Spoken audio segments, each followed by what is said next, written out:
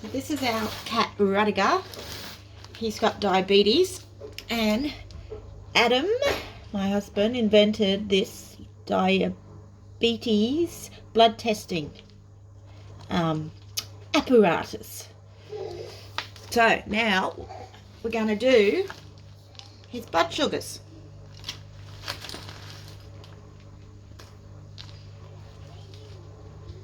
Puss puss. It's got a light on here, and it's got the needle. Our cat's used to this over the ear.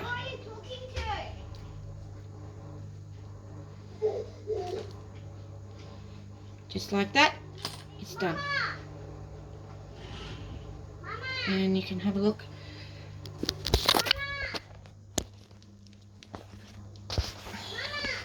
Have a look, we've got that flicking of the ear. We've got the blood coming out of the ear.